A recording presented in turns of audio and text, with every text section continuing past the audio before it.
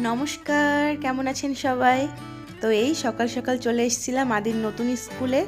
যেহেতু এবার আদির স্কুল চেঞ্জ করেছি আমরা, আর এটা ছিল এপ্রিলের 7 তারিখে। আগের দিন রাত্রে একটু ঘুম হয়নি, বাসন্তী পুজোর নবমী রাত্রে প্রায় 1:30টা পর্যন্ত ছিলাম মন্দিরে।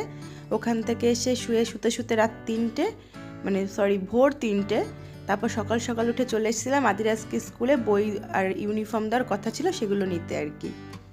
তো সেই যে আমি টোকেন নিয়ে বসে গেছি আমরা।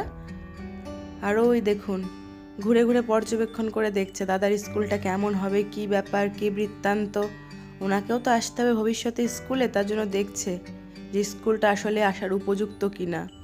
তো ঘুরে ঘুরে চারিদিকে দেখছে, একবার প্লেগ্রাউন্ডে যাচ্ছে, মানে সুস্থ নেই। আর এখন কোথাও গেলে কোলে থাকতেই চায় না, শুধু হাঁটবে। ওই জন্য এখন সবসময় জুতো পরিয়ে ঘর থেকে নিয়ে বেরোয়, কারণ এখন একদমই কোলে থাকতে চায় না আমার ছোট ডন। আর দেখুন যাকে দেখে তার সাথে একটু ভাব করতে চায়। ওই যে একটা মেয়েকে দেখলো দাঁড়িয়ে দাঁড়িয়ে ওর সাথে একটু কথা বলতে গেল আর কি।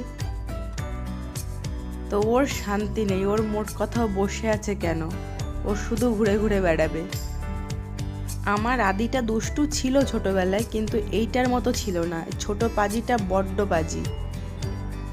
এই বসে আছি যতক্ষণ না, পরপর তো প্যারেন্টসরা আসছিল।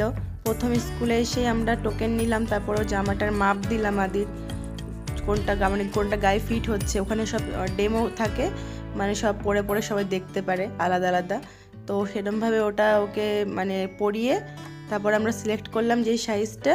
তারপর আবার একটা টোকেন নিয়ে এসে আমরা বসে গেছি ওয়েটিং রুমে।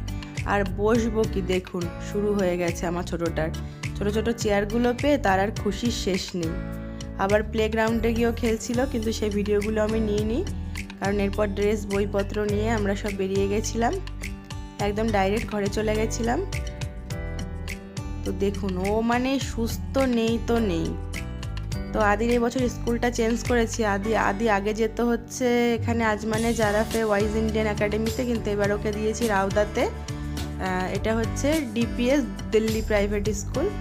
তো সবাই আমার আদিকে আশীর্বাদ করবেন ওর ভবিষ্যতের জন্য। সবাই খুব ভালো থাকবেন, বাই বাই।